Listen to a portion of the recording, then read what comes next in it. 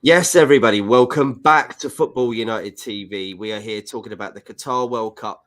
It's been a great first game of the group stages, and we're going to delve into that. But first, here comes the intro.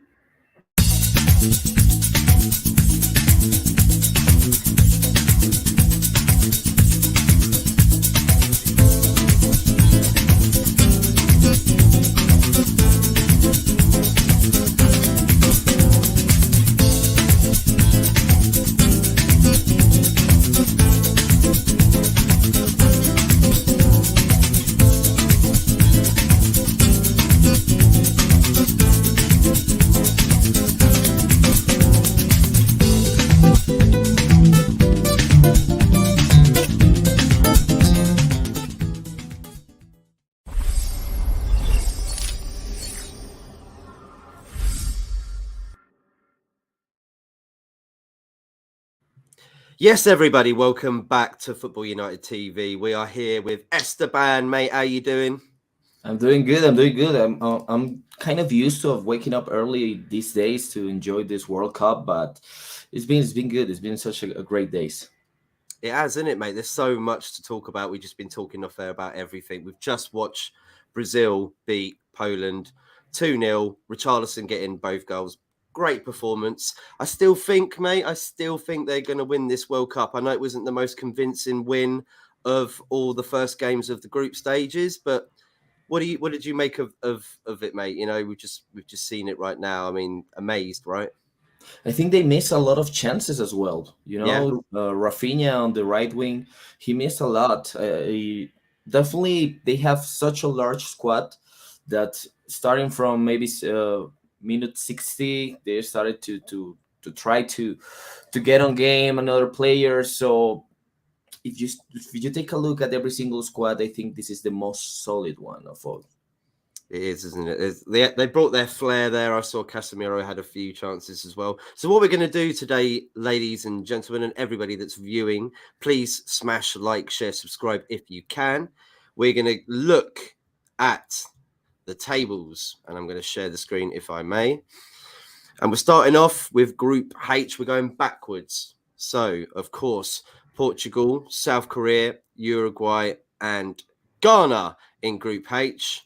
And what can we say about the results, mate, really, in that group? Not too great, I'd say, Esteban. Yeah, I think the most like impressive thing is the fact that Ronaldo has scored in 5 World Cups by now. So by for example, South Korea and Uruguay was not such a fun game. Only a Valverde's shot from the distance that hit the post. There was nothing else. So pretty boring game. I think both South Korea and Uruguay has a lot to offer, but so far Portugal seems like the leader, like the common leader. They are going to lead all the group, but who knows? Who knows? Because Ghana made it to score two goals, and that's not a small fact here. So it's going to be interesting now from that Uruguay and South Korea need the points, and they are going facing both Portugal and Ghana as well. You think, because obviously Uruguay have a very, very good form in going through to the next phase. Do you think that the fact that maybe they're aging as a team now, you could see that in the way that they played today, that's why they couldn't get anything from it? Suarez looked a little bit deflated. What did you make of that? I think that the most difficult thing that Uruguay is facing is the generation change. You Mm. know, it started with the coach. Washington Tavares was the former coach. He was coach for 20 years, I think, and now they are the perfect mix of mature players like Godin, like Suarez, like Cavani, and youngers like Araujo, Darwin Nunez, Federico Valverde. So when I was watching the match, it was like the team was not as compact as maybe you expect a team with players like Betancourt and Valverde on the midfield um, to play, because they need to play like closer to associate with the forwards, and I think that's the problem. Also, South Korea and I think Asian teams like Japan, like I mean, like Japan, they are very physical. They have a lot of we call in Spanish, they have a lot of lungs. They Yeah. have like many lungs. They can run all the old game long. So maybe it was because of the game that they were facing, but maybe facing another squad like Portugal one, they will be able to associate even more. But if you ask me, I will cheer for Uruguay to go a second in this group. Yeah, and you know what? South Korea are underrated. They do have a very decent team. A lot of players also playing in Europe at big clubs. It's not just about Son. So even though he did have a fairly good game for him, but I think he probably needs to get up to scratch with the team because he's been playing in the Premier League, hasn't he?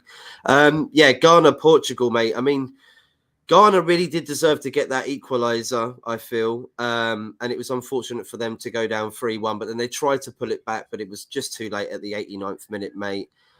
They looked deflated, but do you think Ghana feel like they should have got something from that? They did. It's not exactly like Portugal were the most convincing team I've seen.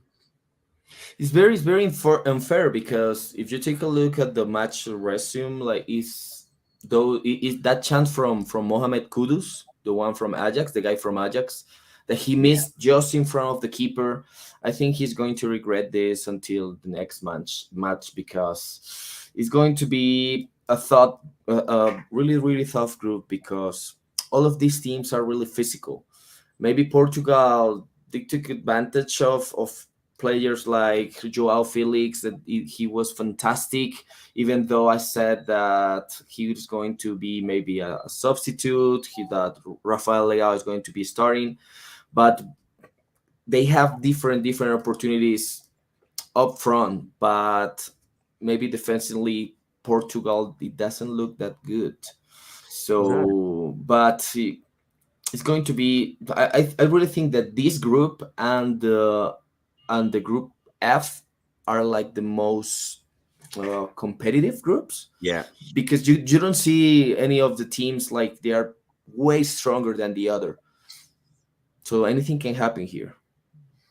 It is going to be one of those groups, isn't it? I'm going to add Sven in from Holland. Sven, how you doing, mate? Oh, I'm all right. I'm all right. Yeah.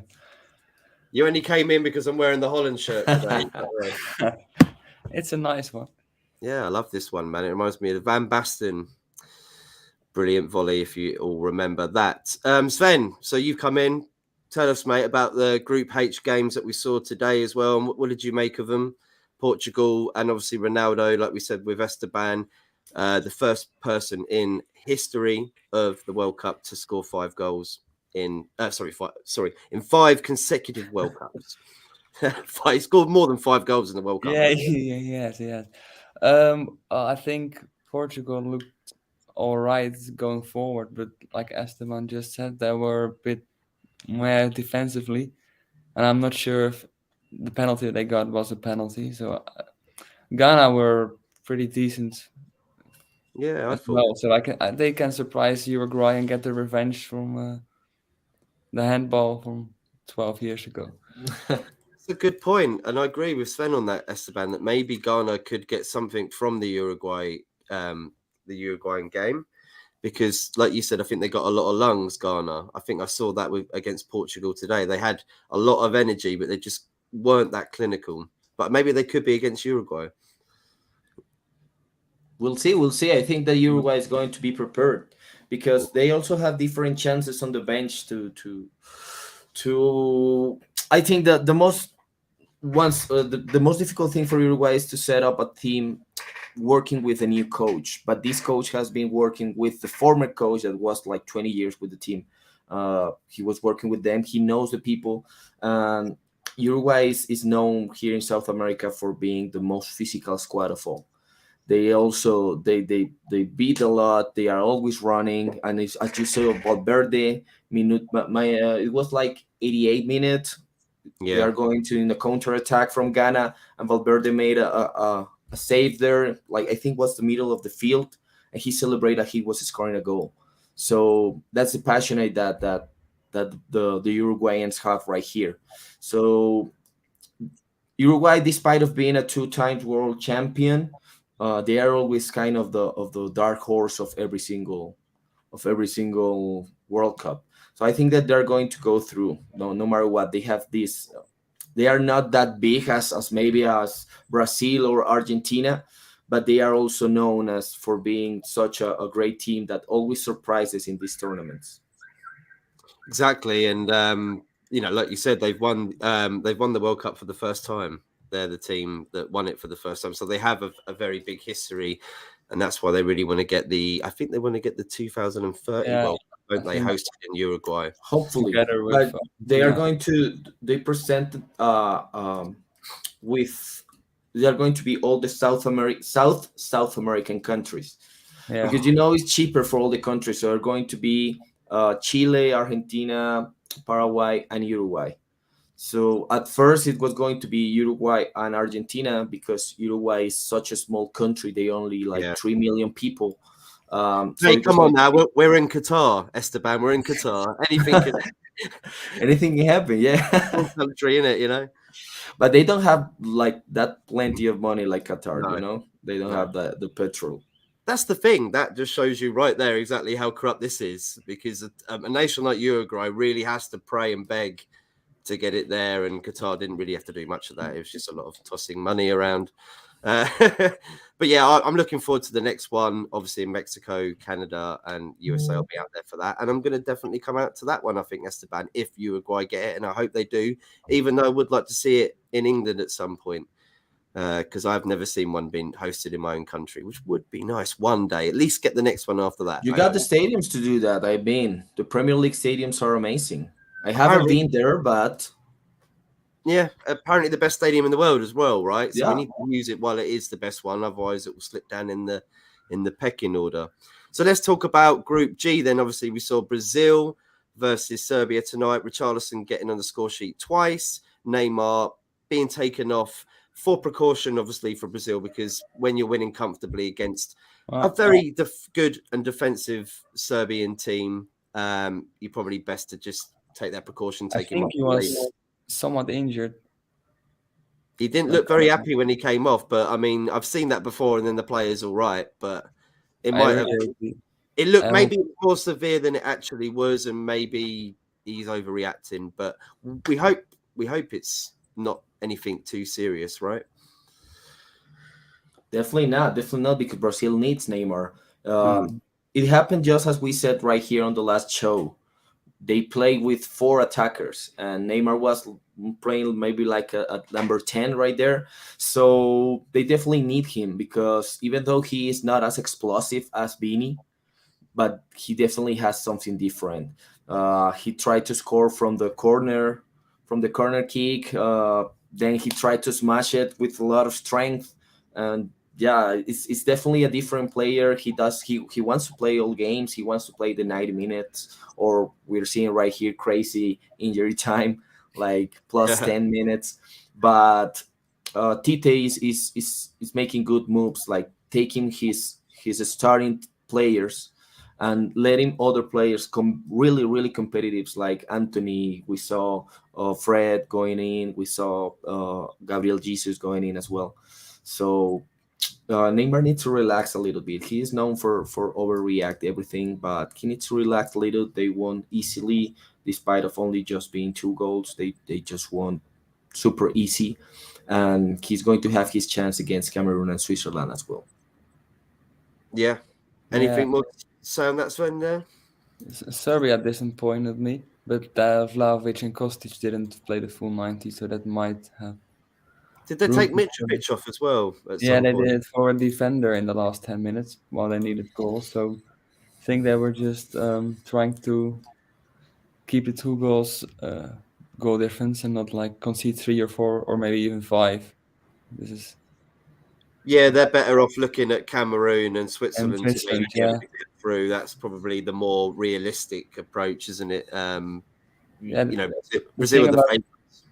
Thing about Brazil is though they didn't get exposed. The fullbacks Danilo and Alexandro aren't the best, and if they face a country with fast wingers, I think they can still be exposed at the back and concede a couple of goals. But they have to watch out if they get out of this group, because Cameroon and Switzerland don't really have those players either. Well, yeah, talking about Cameroon, Switzerland, what did you make of that game? Obviously, Switzerland winning 1-0. That's Yeah, I really good for didn't them. watch the game. I was in the train this morning, so Oh, no. Me as well. Like I was telling you, Matt. Right here, this game was at 5 a.m. So I wasn't waking up early to see Cameroon and You wasn't Switzerland. really like, waking up. No, I didn't feel like, but I just saw the highlights, and it yeah, was same. that Brilliant Bolo scoring against his nation, his where he was born. This Bit the weird. same that the same that we spoke right here in the last show. Once again, he didn't want to celebrate that. It's super respectful. I saw a lot of hate from in the comments from the pictures of him that said, then why didn't he play for Cameroon? Like, man, he grew up in Switzerland. It's a country that gave him all his the Mhm. person he is now is thanks to Switzerland. So it's Yeah. common, it's natural he plays for that. He feels home, but at the same time he respects Cameroon.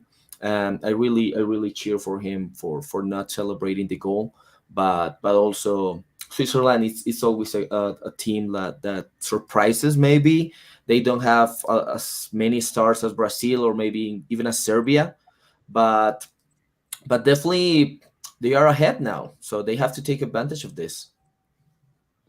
Yeah, they do. I mean, yeah, you've done what you probably meant to do. We can all probably agree that Switzerland were probably the favourites to win that. So them at least getting the 3 points is vital when you've got teams like Yeah, Brazil and Serbia that are in your group. definitely. Guarantee 100%. Moving on to Group F then. Group F, we have Belgium, Croatia, Morocco, and Canada. These were all games, I think, yesterday. Yeah. We'll start with Morocco and Croatia. Well, 0-0. What's going on there, Croatia? They think- should have already been winning that, shouldn't they? Surely. I think Morocco and Croatia will get through this group because Belgium weren't good. No, they weren't. They weren't good. They were very lucky to win that game. They were. What was happening there? Oh, Davies missed that penalty, obviously, and I think Canada should have had at least one more penalty. One more penalty. At Agree. least. It was a bad And- penalty, though, wasn't it? Yeah, and Courtois hard carried. Without Courtois, they would have lost that game 100%. I think Kevin De Bruyne actually said after the game he's not sure why he got man of the match. Yeah, he didn't deserve it.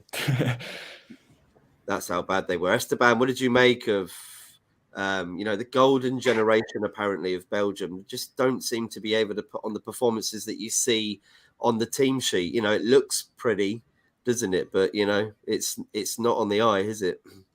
Definitely not. I think that when you start up a guy like Eden Hazard, that he hasn't played a single game in many months, you are not being like pretty realistic with the reality of your team. There are many different guys that deserve to be there even more, and I've seen it and I've said it before. Canada is going to surprise us, even if they don't make it through the next stage. The fact that they are already there in the World Cup with such a great generation of young players like Davis, another fantastic players like Eustachio, is going to be something different in the future, maybe for the next World Cup. Mhm. But now, I think I don't know if I agree with Sven, because maybe this is the what Belgium needed to wake up a little bit, and maybe said that they are not as strong as they think they are. But I definitely think that Morocco and Canada have more things to offer than Croatia. In another podcast that I work with some Mexican guys, I said that Croatia was going to be the deception of this World Cup, just because they were the runner-ups last time, but I don't think they are going to make it through this time. I think Morocco have a lot of the attacking fullbacks, and Mazraoui, hopefully he's okay, and Hakimi can really expose the Belgian defense. And with what we've seen with Davies and David and the other attackers for Canada, the Vertonghen, Alderweireld, Den Donker, they're all very slow. And Are they like a sort of Uruguay? Would you say they come into the end of age and they haven't really got such a strong team? yeah, and I don't think. Yeah, well, I think the likes of Trossard have to start if you want to win games because he's the most creative player there. He's better than Hazard right now, and he just offers a lot more for them. Yeah, I completely. Do you think that, guys? Do you think this is gonna stay like that eventually? Do you think that will be how it looks? I think Morocco will get through, and then maybe even Canada if they get a result against one of the other. It can happen. I think everything can happen in that group still. This is one of these groups, just like Group H. Unpredictable. Is indeed. We're going to be moving on to then Group E. Smash the like, share, subscribe if you are watching. Please get in the comments. Let us know what you feel about the group stages. The first game so far. We've got so many more to go. Unfortunately, it's been 4 draws as well. 0-0 draws. Not very cool. Not very cool indeed. Got a few comments here. Bobby K, big up to you. Thank you, mate, for popping in. And Solo, big up, gentleman from the Man United agenda. Thank you, mate. Group E then. Spain smashing Costa Rica 7-0. What a performance from them. And the young dude, Xavi from Barcelona. Brilliant midfielder, mate. And that was a beautiful volley that he scored. What did you make of it, guys, this result? I don't... Spain were good, but Costa Rica were just really, really, really bad. Yeah. I think they are the worst team I've seen this World Cup. Worse than Qatar, worse than Iran. I think they are the worst out of all 32 teams. So Spain won 7-0, but I don't think it makes them one of the better teams immediately. Like, I've seen a lot of people say... They scored every chance they had.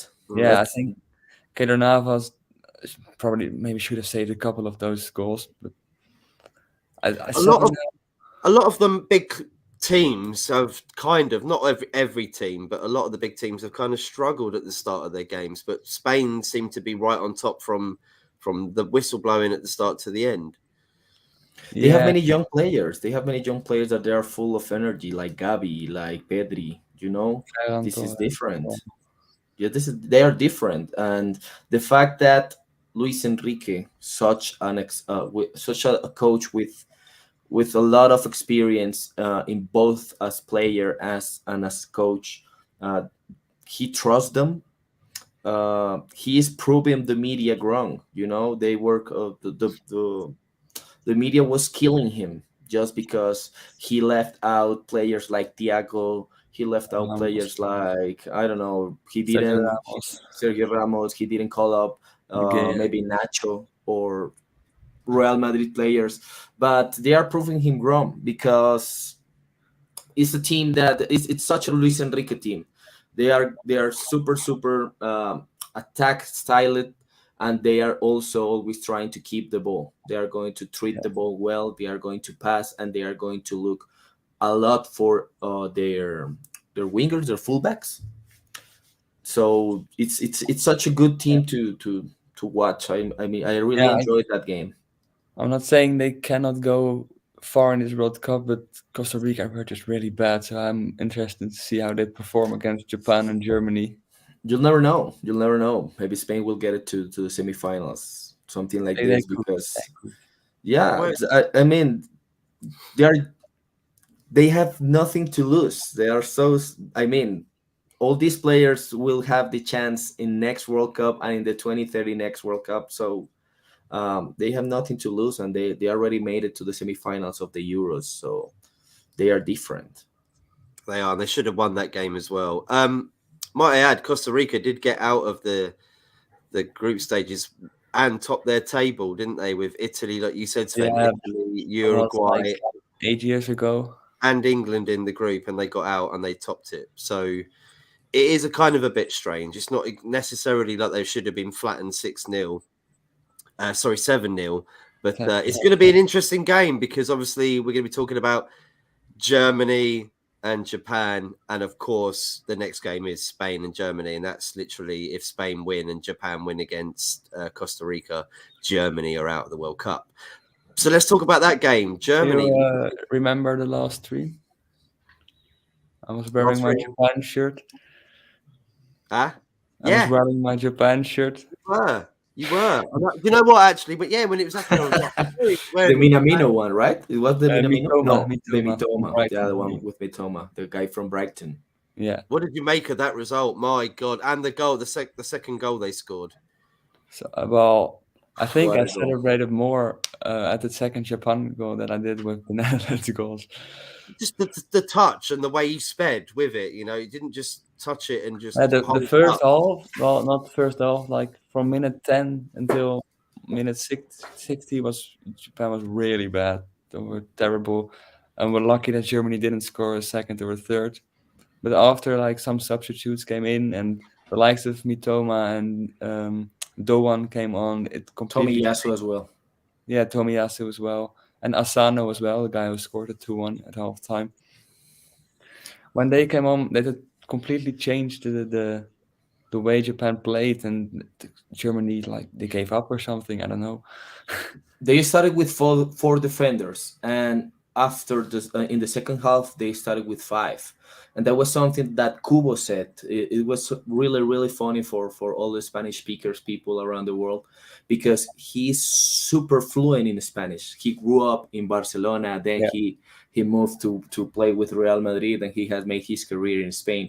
And he said something like he was like cheering the coach for the moves he made. And even though you may think that a player that is substitute in the first half, he said something like, he took me out. He took Tomiyasu in the game, in the field, and it worked amazing. He said something like in Spanish, like it fucking worked, something like this. So everyone laughed because he was super fluent, and he's such a young player, but they definitely have something different. And same as South Korea. They are a really physical team, maybe not as strong as an African team, but you see them run all the game. They're so fast. Yeah, and they are. They're so fast. It's like if you put that Japan team against Belgium now, and you have those fast forwards against the likes of Den Donker, then Belgium is just fucked. Would it? Could you give Germany maybe a little credit because the fact that Japan have had 5 or 6 friendly games before this event? Does it make a difference? I know most of the Japanese players also play in Europe, so they are the same. That's what I'm saying, yeah. So that's most of the players also play in Germany, actually. Right, people are pushing out that, saying, well, they're more prepared. They've had plenty more friendlies with the national team before starting. So only I don't know. Sometimes people say that is in Japan. If you take a look to the last World Cup, they also lost against South Korea. So it's something that the Asian teams has that they can beat them. You know, they are not. They maybe it's like Sven said. These fast players is just they are just really difficult to keep them in the track of. I'm not saying that players like Rudiger they are slow, but the fact that he is like so big, maybe he is not that agile, that quick as the Japanese players, as the South Korean players, and we've seen it 4 years ago. They lost against another Asian team, so now they should start playing more friendly games against those kind of teams. And something funny that happened, I don't know if you saw it, when Rudiger was running after a ball, he started to run like a stupid guy, and the fact that he ended up losing the game is like, dude, you need to be focused on this. You cannot do such a stupid thing like this just to make everyone laugh, and it's disrespectful for the players you're facing. It's disrespectful for your teammates, and you shouldn't do it anymore. And they showed him the game. Yeah, they showed him. Well done, Japan. Celebrations after full time were just like they won the World Cup. And the fans, might I add, the Japanese fans. Yeah, amazing. They're cleaning the stadium, which I think is just progress of a kind. You don't have to do it, of course. They Like did it no one 4 years ago as well. Even against when they lost against Belgium in the last minute, they also cleaned the stadium, and the players cleaned the locker room, changing room after they left the stadium as well. It's pretty good. It's like in the culture there, I think. Proper fans there, proper Yeah. fans. Well, yeah, I think Japan have done a very good job there beating Germany, and of course, Germany have to win against Spain, or even a draw might suffice, depending on what happens with Japan and Costa Rica. But I'm hoping if Japan and Costa Rica go, do you know what? We'll give you Japan go, right, we'll give you a chance. Let's just take a draw. And then Spain will beat Germany, and then they Costa can Rica lost all faith now, and Japan have hope. If they beat Costa Rica on Sunday, they're through. So, right? Well, yeah, if Spain and Japan, they're both through. They're both, and the Costa Rica and Germany are both out. Yeah, they have to win against Costa Rica, and they're basically through, right? This is like so exciting. This like the next game for Germany is crucial. It's going to be such a thriller in Manila. I can't wait. Thriller in Doha, might I say? Okay, we're off from Group E. We're going into Group D. But before we do, Matt's joined in. Thank you, Matt. Evening all. He says we are delving through the group stages, mate. At the first games, of course. And we are in Group D. He says, big up everyone on the show and in the chat. Thank you, Matty. Thank you so much for coming by. Smash the like, share, subscribe. Everybody that is tuning in, thank you so much for joining us for the FIFA World Cup Qatar 2022 look at the first game of the group stages. Group D, we got France, Tunisia, Denmark, Australia in that order. France, let's talk about the French game. Brilliant result against Australia. Obviously, 1-0 up from Australia at the first moments of the game. What was going on there? I thought this was going to be another shock. I was like, the boys from Down Under, they were playing the song as well in the stadium, and I was like, I don't know whether they're taking the Michael out of them or not, but what did you make of this result for France? They came back pretty brutal. Definitely France doing France stuff. They were super, super effective up front, and it was super good to see. I love all players like Olivier Giroud. I think that he's such a great player, and he managed to score 2 goals in his first game on this World Cup, and he didn't score in the last 7 games of the last one. But this is how football works, and it was really amazing seeing also players like Dembele so connected with the game, because many people thought that he was over some years ago, but after Xavi arrived to Barcelona, he is now the player that he used to be at Borussia Dortmund. So when you have players like Dembele and Mbappe, you have to take advantage of that. They are just such an amazing players, and Australia wasn't ready for them. And yeah, they struck at the beginning of the game, and we also the Saudi Arabia pictures in our heads taking Argentina down. I was like, come on, the golden green, come on. But France, they are just breaking up this course of the last World Cup winners going out in the group stages. They are going to go through easily, I think. They see they see a solid team, even though they are without Benzema right now.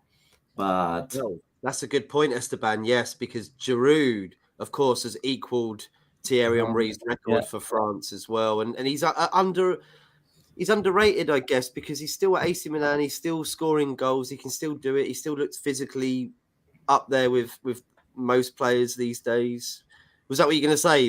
But when you said about Benzema not being there, but Benzema he offers you maybe something different. He's like more associative with he goes into the midfield. He asks for the ball. He plays a lot of the wing, and then he goes to the small area to score.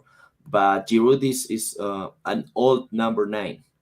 He's just there. He's so big. He's so strong. He is good over the air with the headers. He is good with his feet. But it is good to see him score, because as Luis Enrique. He is just closing some mouths that were speaking bad about him. He has been a great player ever since I started following him when he was playing at Arsenal.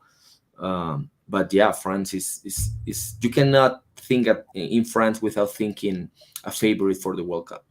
True. I think it Yeah. was, well, not funny because Lucas Hernandez got injured, but Theo, his brother, came in. His younger brother got substituted. I got you, bro. He went in. Literally. Kind of, yeah, not funny, but kind of funny that brothers replace each other in a World Cup match. Yeah, that is strange, isn't it?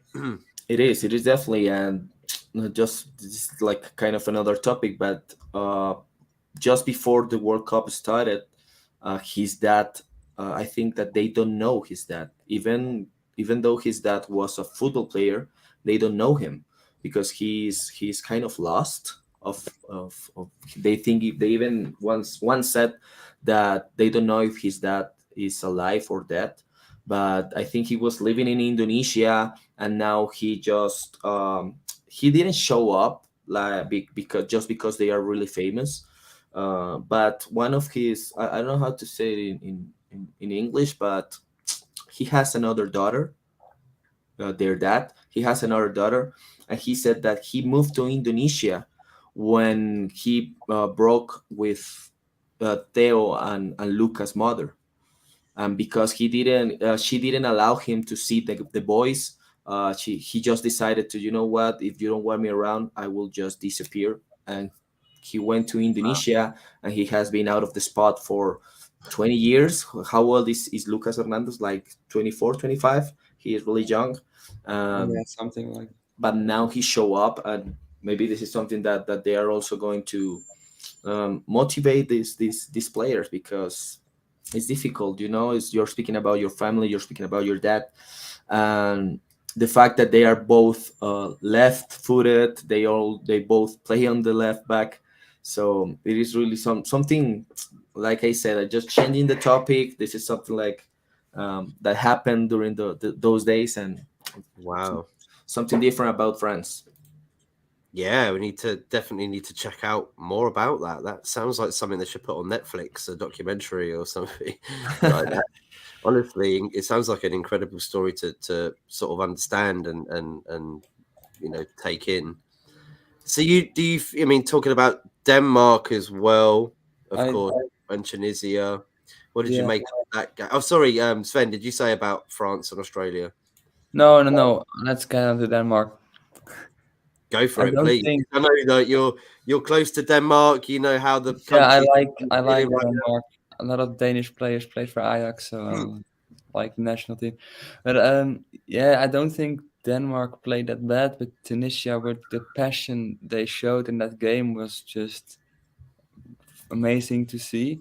Mhm. And yeah, Denmark they had a couple of chances, but the end product wasn't there in that game. But that was because Tunisia defended really well. I think against France it will be more an open game, and Denmark can still get a result there to go through. But it will be more difficult now because Tunisia will have hope to get a good result against Australia and maybe surprise France as well as they did to Denmark. Yeah, I agree. What do you think, Esteban, as well? And I I think was I was Denmark waiting should get more. through this, shouldn't they? Yeah, I was waiting more from Denmark, but I will take the good things that it was for me. I really love players like Christian Eriksen. So the fact that he's playing the World Cup when he literally died during the last Euro is simply amazing. So this is really great, and he's playing it in such a great level that I think that they could offer even more. When they took Lindstrom out, when he went in the field during the second half, they started to feel like a more offensive team, because when he wasn't there, they tried to play like more beautiful, maybe they Yeah. tried to the tiki-taka style, but as Ben said, Tunisia was really defensive. They were all defending, But when they took Lindstrom out, he is really explosive. He is really fast. He has great foot control. But I think you should line up this guy first if you want to have something different on the field, I because mean, Denmark players, they are not that fast. Denmark players, they are not that good. They don't I have like mean, a great scorer, maybe. yeah, Jesper Lindström you were talking about from Frankfurt, right? Yeah. Yeah, yeah, he had that one chance that from like 20 meters out, he almost top hinted. That just the goalkeeper just reached it. It was so close. It would have been a wonder goal. He's Potential. amazing. He's a great player. I think that he's I think he's young as well. He's like 20 or Yeah, something he's like this. 22 or 23. He's young and he's fast. He's definitely not the kind of Denmark player. He is the maybe the fastest in the squad. He is the most different one, and they need to line up these guys if they want to have a chance Yeah. against France. But they I think they shouldn't struggle going through during this group. No, Uh, completely. the Go on, problem is now if France beat both Tunisia and Denmark, and Tunisia and Denmark both beat Australia, it will come down to goal difference, and I'm not sure if Denmark will. we want that. The World Cup wants that. The fans want that. We do. Yeah, why not? Denmark don't want that. Go for But it. what's the next match? Who's facing who in the next match? I can check it real quick off my phone here. That is a good I shout. think it's Why- Denmark against following matches. Denmark play France. Now it's different because France can beat all of them. So Denmark will be in the last game with a lot of necessity of going through. It's Saturday. So if they don't get a result against France, it's going to be But like, I difficult can for see Australia like get a result against Tunisia as well. So that's also it's an open group. They're all It open, is. of It's course. open, but I think France are pretty much Yeah, opened it. France Philippines. They're will going be to win it. very. aren't Although they cannot underestimate Tunisia and Denmark. they? Yeah, completely agree. Bargav's in the house. Big up Bargav, and he says, "World Cup is air." Do you agree with that, guys? World Cup's air, or are you enjoying it so far?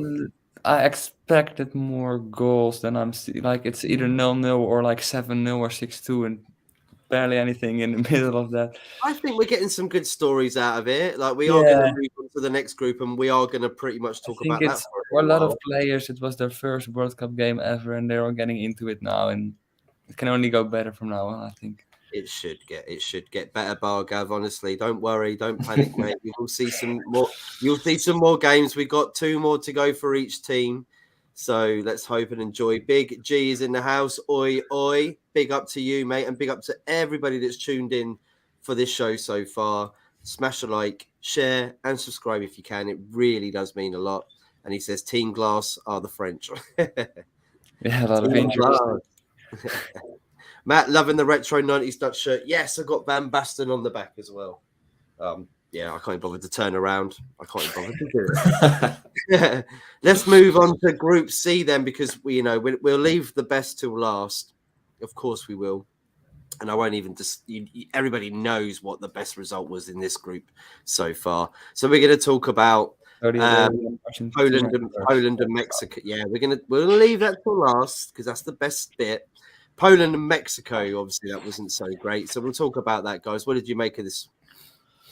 It was amazing seeing Memo Ochoa, that it's a player that you only see during a World Cup. You don't think that he's active. You don't know where he's playing. You don't know how old is he, because this is like his 4th World Cup. But when it's World Cup time, he shows up. He is the best goalkeeper in the world, and he even saved a penalty for Lewandowski. He ended up being player of the match. But when you see Poland, you see a team without ideas, a team that they don't even have the feeling of looking for Lewandowski. I saw in one moment of the match that Lewandowski had to come to defend to maybe try to get the ball, but he like playing on his own. even though he has Zielinski, but we couldn't see much of him during the game. And definitely something that cheered up the Mexicans was the fact that they were scared of facing Lewandowski, but they are also not trusting his coach, their coach, because they don't trust Tata Martino as head coach of the national team. But the team ended up playing in a really organized. They were really strong together. They defend when they had to defend. They tried to attack. They had some chances, but they couldn't make it. So, despite of the result, I think this was a fun game. Yeah, I mean, it was obviously a 0-0, wasn't it? Yeah. Yeah, It's sad I to was see no goals, but I think I agree the fact that you could see that these teams are going to bring something to the next couple of games that they come into. Is that what you're going to say about that, Sven? Well, I was in the train again when this game happened, so I only tuned in when I got a notification of a penalty. So I only watched the penalty, and then I watched the highlights and all that in the evening. But yeah, so but can't really add more than Esteban said. Lozano looks a decent threat for Mexico. Seemed to me like one of their best players of the game. I don't know if you On paper, he's also one of their best players. So was. Germany on paper look all right, but they shouldn't, you know. Like, Japan on paper are the no. Okay, let's move on. or Argentina on paper, because that's where we are moving on. Yeah. Argentina losing 2-1 to Saudi Arabia, and I watched this game. I was sick in bed. I said to Esteban, I was like, I thought this is going to be like a thumping from Argentina, and I wasn't expecting too Well, much. Jumping for joy when I saw their second goal go in, and it was a beautiful goal. So was the first one. Guys, what are you making of this result? the first half looked like an Argentina would walk over them with like 4 goals and 3 disallowed goals. 3. Yeah, so They played a good and high line, I think. That was the whole thing. I think Saudi Arabia played it the way they were meant to play it. I think if everyone looks at it and says, oh, if he was just a little bit back, but it's like the defender, yeah, you were just perfectly the right place at the right time. You played it off right. If you look at the back line as well, they were all in that same line. You know, it was good to see, good defending. But you can't disallow a goal just because of 1 inch of the I shoulder. know You that, know, he didn't use his shoulder to score. So this is something that needs to change, because I think that if the part of the body that is offside, you should doesn't like interfere or doesn't, yeah, doesn't you don't score with that part of your body, you shouldn't disallow it, because you are not taking advantage of 1 inch of your shoulder. So that was the only ridiculous decision, I think. But the other actual offsides, yeah, yeah, they yeah. were they were correctly offside. It still showed that Argentina were all over them in the first half, and then something changed. Just that, like Japan and Germany, something changed at halftime, and the Saudis started believing, and then Argentina's just gave up as like Germany did. Saudi Arabia's king even made the next day before the after the match a holiday, just because of the result. Yeah, It I was saw as that. impressive as this. So I would like to believe that this is all a plan from Scaloni to maybe take some responsibility off the shoulders and just be relaxed, because as we were discussing before the show started, they lost like a 30 matches streak, winning streak. Yeah. So must not be a coincidence that players like Paredes or De Paul were so bad. They looked so bad playing against an Arab team that it's not when you look at Argentina matches before this one, you look at a complete different team. It's not even Messi. Messi didn't have a great match. So it's they should be worried, yes, but because I think that they want or they don't want to be second, as they are potentially facing France in the round of 16s, but they still have a chance to go through as first if they win against Poland and Mexico. Please tell me, is it Mexico first and then Poland, or is it the other First way will be Mexico, yes. Yeah, Mexico first is- is Mexico. Oh yes. Yeah, and in Qatar today, I think it was today in the fan zone. It was that there was a beef between Mexican and Argentinians. It's gonna They, be. yeah, so even the police came up. They took some people out.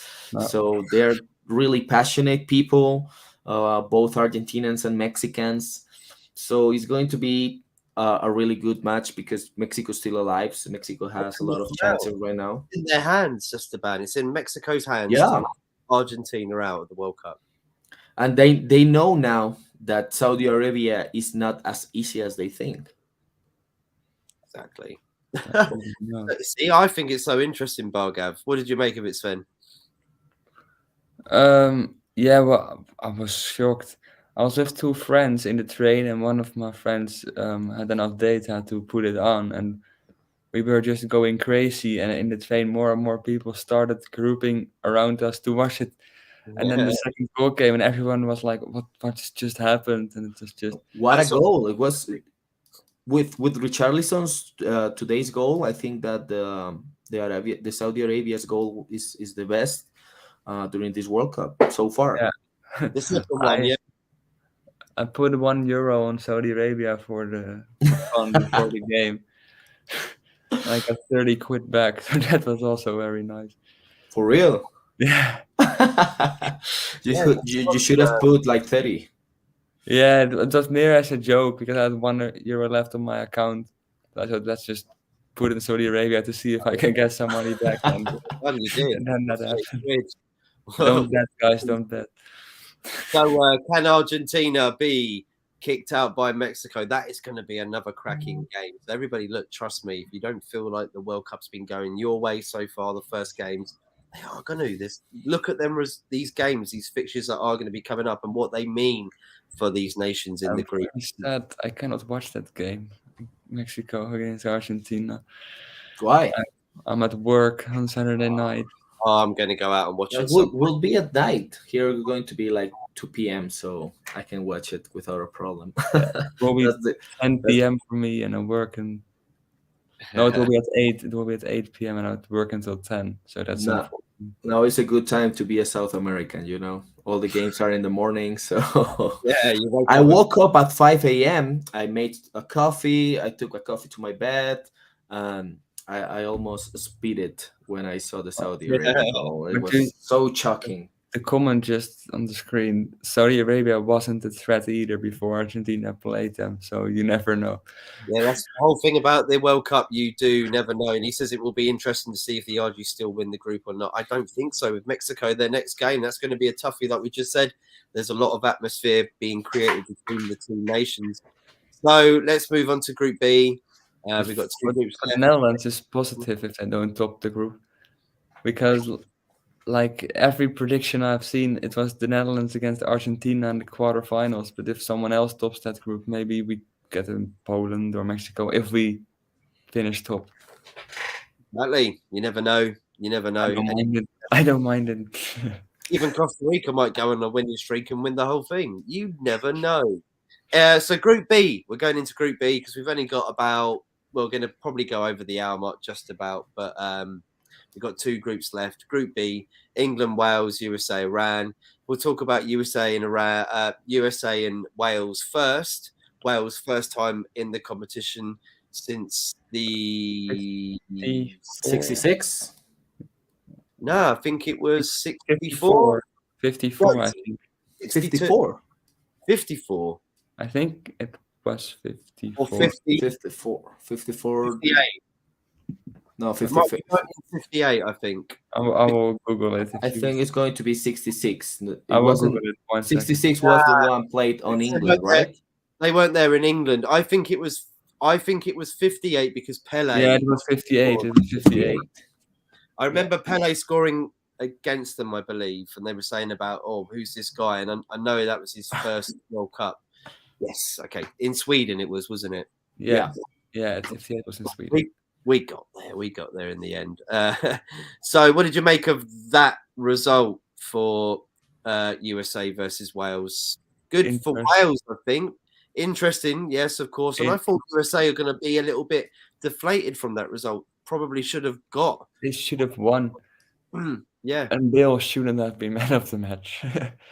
Who got man of the match? Bale. Bale. He scored the penalty, and that was he wasn't doing anything apart from that, really. Yeah, he doesn't deserve a man of match for that performance. I mean, obviously, he didn't look even 70% out there. He looked like he sort of a bit shaky. I don't know what's been happening. Obviously, LAFC won their Yeah, a few weeks ago, whether he's been partying too hard or playing a lot of golf, I'm not sure. Esteban, what did you make of the result as well? I was expecting a little bit more of USA actually, because they have been playing like more time together. They are full of youngers that they are super good, such as Weston McKennie, Christian Pulisic, Timothy Weah, different names right there. Another fun fact is that the Timothy Weah in his first match was able to do what his dad maybe couldn't. That was scoring during a World It's a Cup. great goal as well. Yeah, it was a great goal. We call it like when. How do you call in English when you smash it with this part of the foot? Laces. Okay. Yeah, he scored like that. No, it was such a great definition. And when I saw that explosive start from USA, I thought that they are just going to ruin Wales, but they started to lose the ball and they definitely got lost during the game. So I don't think none of these squads, Iran, USA or Wales, are competitors for England. As No, I don't think so either. No, definitely not. Although Wales against England is always something different. That will be, yeah. That for some reason the ban. I don't know what it is, but it's just like I think in the Euros as well. We had them in a group, and it just is so difficult. And I just feel that they might actually get something from it. But I do think England will probably be. England will top the group. No, The USA next, I think. Because the way they played against Iran, it was exceptional. Like I said, there was just. it's tomorrow, right? England. My ass is like Tomorrow, that. Yeah. It's tomorrow, actually. Yeah, 10 p.m. local time in Doha. So, what did you make of that result? 6-2, the biggest result before obviously Spain went on to win 7-0. But England impressed me. I expected less, and Iran. I don't think Iran were that bad, but England were just out of the league, who's really. the strikers then for Iran? I can't remember. Taremi. Taremi, the one who plays at Porto. I still, everyone is saying, Iran, they are gonna lose everything and they are completely out of it. But I still think they can put up a challenge against Wales and the USA to maybe get second place. Don't think that's over yet. What did you make of it, Esteban? I just enjoy watching Harry Kane playing. Even though he didn't score, he had such an amazing game. He is just the perfect striker because he's so good at passing that you don't get to see that in many strikers. I think that he is the most. He is really similar to Benzema, actually. Yeah. Those kind of strikers that they are more associated with the team than anything, but he deserved some goals. And players like Saka was simply amazing, and also I enjoyed Bellingham scoring. I don't know what you think about Bellingham. That he's so I just can't believe he's 19 years old and he's owning so good team. It's like he's been playing for like 7 years already, and you're like, that would make him 11. You know, it just doesn't seem right what he's doing, and I just can't see him flattening down. You know how some players, even at that age, kind of like peak off and slow down as they get older. I just can't see that with him. It's like Sterling. You know how long Sterling's been playing for, and he had a very decent game as well. But it's like that. It's like you look back at it and you'll say in 10 years' time when he's when he's 28, you'll be like 10 years ago he played. Like a phenomenal player, and that's just not. It doesn't even seem like an English player. I think for me, Germany and Borussia Dortmund have made him into the player that he should have become. If he'd have stayed in the Championship at Birmingham, I don't necessarily think he would But have. where should he go after Borussia Dortmund? Because he is not staying there forever. He's got to stay abroad. I think he's got to stay abroad and keep doing his own thing and like flying that flag, because you see it as well when look at Sancho coming over from Dortmund. You know, he took that risk. Goes right. I've made it now. I'm going to go back to Manchester because I started off at City, and he's just not. He's not even at England. He's not even there. He's not even been picked. He's training in the. He deleted his social media. He deleted his social media post and everything because he said that he just wanted to focus on himself because he was like so affected because of he didn't got the call up for the team. Yeah, he's training in the Netherlands at an amateur side now. It's really? Yeah, he was spotted here yesterday near no, in close to not close to my school, but like and there's a random amateur site in a not so big place. Well, at least I know he's training. Like at least he is training. He's not just sitting on a couch like drinking beer and going, I don't want to do anything anymore. Like I'm throwing. No, he is training. He is training. Don't know how effective it is to train here though, but. Yeah, I'm not sure why, but maybe he might have lived. Is that near the border of Germany by any chance? No, not still like an hour drive from Germany. So maybe he was like, I don't know. Yeah, I don't know. Maybe his girlfriend, maybe his personal coach, or his personal coach is from there, or he just wants to stay away from England. Something like that. I want to go get out the way where no one will give you any grief. Wow. Somewhere in Holland. Mission failed. Yeah, it hasn't worked, is it? They found him already. Big G says, in my opinion, this World Cup is the best opportunity for England to win it, just because the players should be fresh as daisies with it being in the middle of the Premier League season. Completely agree. So you're basically saying that they're on top form at the moment and they're not like tiring out from a very long season. Big G says, plus the overall balance of the team is better compared to others. Obviously, I would say this because I'm English. Big up, Big G. Big up indeed. We're going to finish off now with the last group, Sven's group, of course. We're going to start off with the Netherlands versus Senegal, mate. And that was a tight game. I honestly can't say that Holland were on the front foot at really any point of that game. I think Senegal went away thinking they could have got something out of that, maybe even. I thought that as well. The first 70 minutes were not good, and the last 20 minutes were pretty decent, I would say. The problem was the De Ligt played in a role he's not really used to as a right center back in a 3-back. He had to go forward a lot, and I think Timber and De Vrij are way better suited for that role. De Ligt also said in an interview after the game that he isn't used to play there and that it was very difficult for him, and we saw that. I also think that Vincent Janssen shouldn't play a single minute this World Cup after that performance. And luckily Depay is back now, so he will start. And then, after Depay came in, the whole team kind of changed. So I still think that we will beat Qatar quite easily and get a result against Senegal to top the group. I think you will, yeah.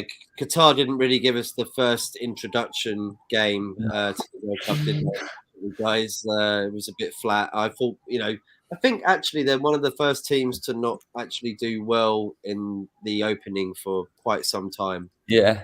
So that was unfortunate. But with Holland, Gakpo, Esteban, I thought he had an exceptional game. I thought he looked very strong and fierce. He was getting in it. He got the goal, of course. What did you make of this result? I just think that Gakpo is just showing that it's not a coincidence. This great moment he's living right now, and he's in the Eredivisie. So he is different. He is such an amazing player, and I think that playing with guys like Frankie De Jong, I don't know, Sven, That if you assist thought was just Frankie, I think he had a great game actually.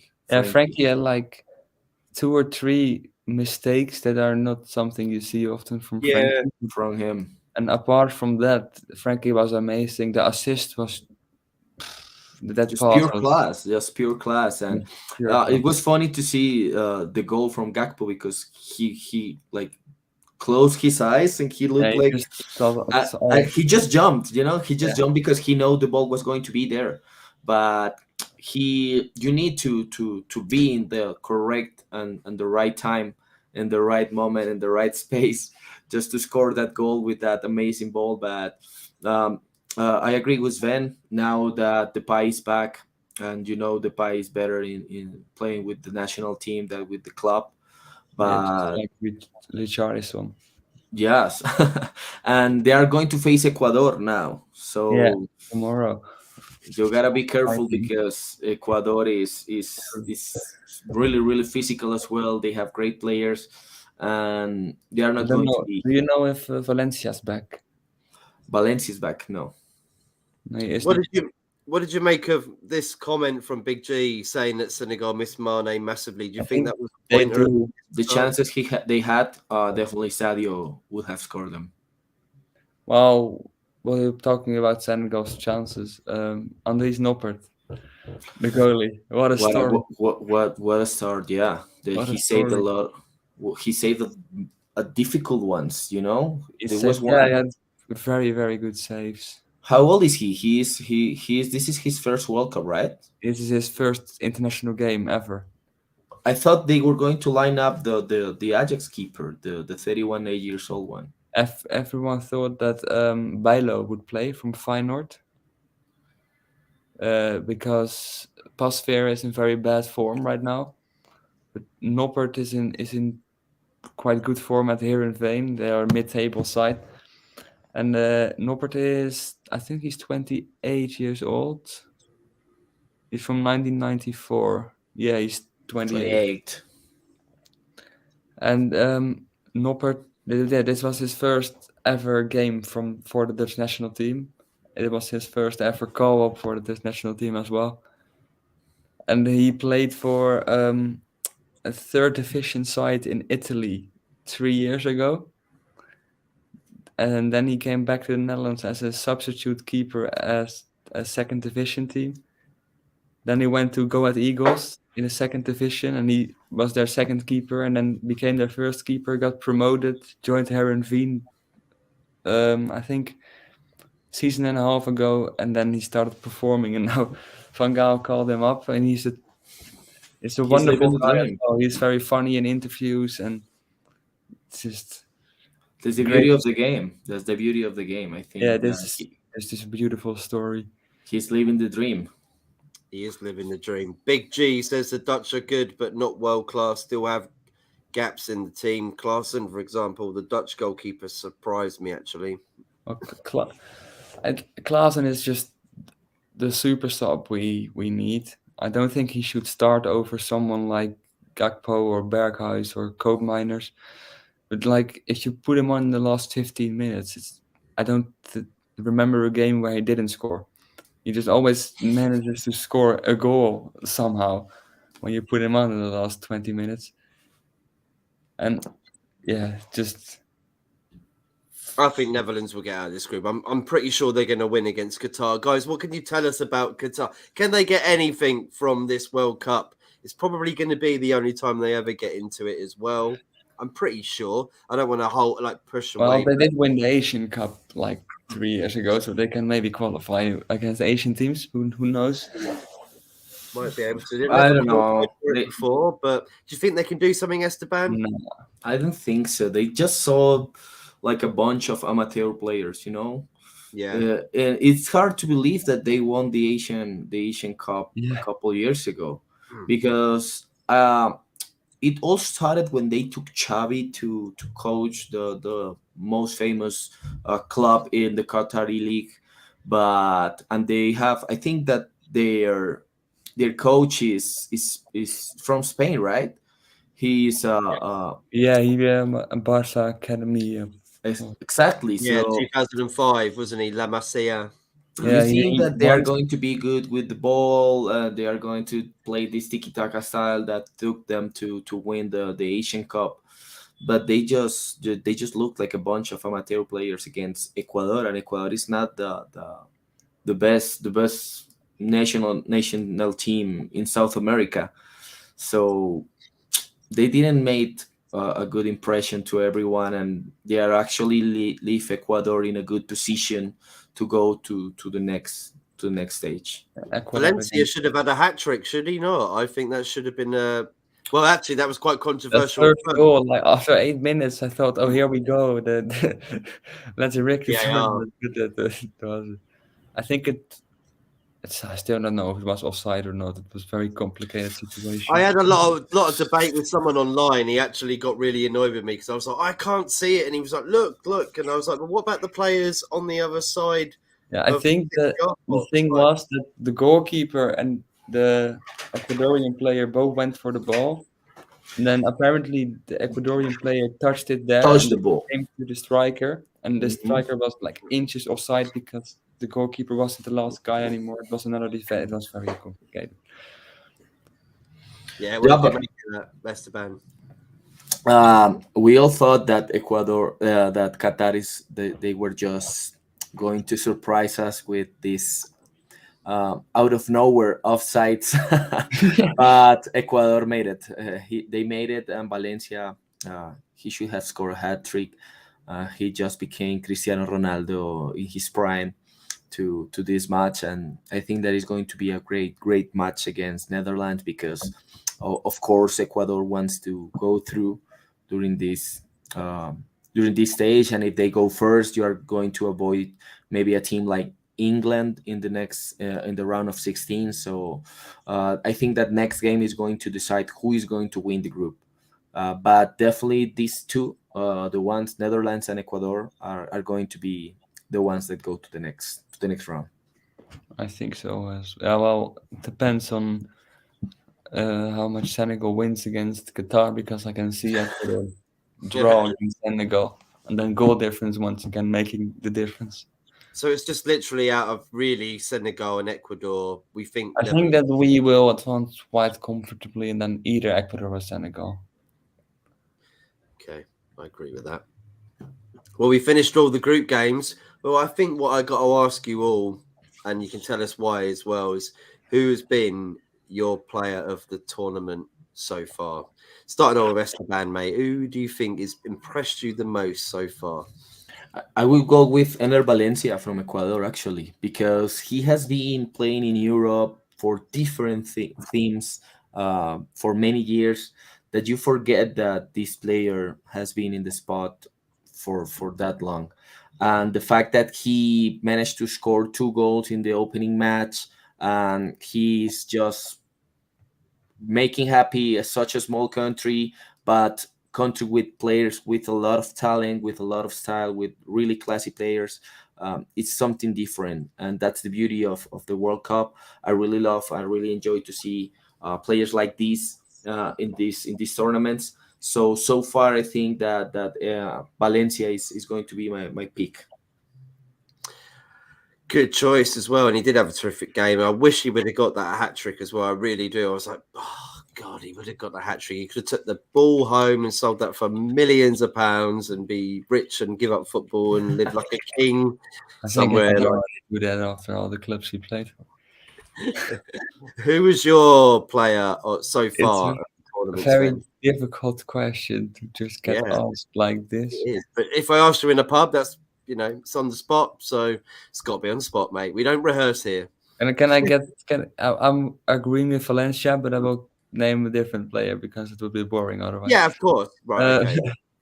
I have 2 players in mind: Ochoa, obviously Mexican goalie, and Asano from Japan. Because when I saw the squad list, I thought, why is he there? It should have been him or him ahead of him, and now he scored the winner. So I guess those 2 players.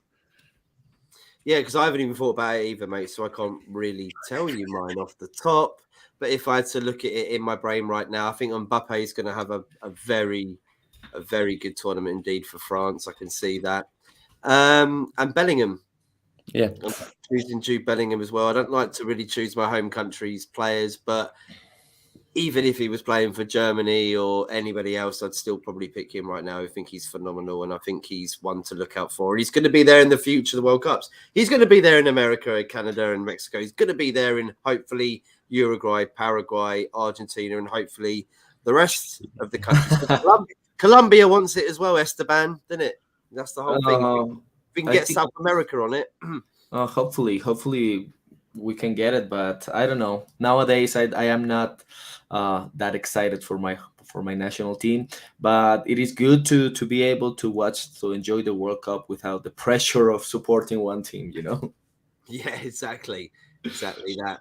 So let's pretty much give you an update on the games coming up. Let me just share that with you.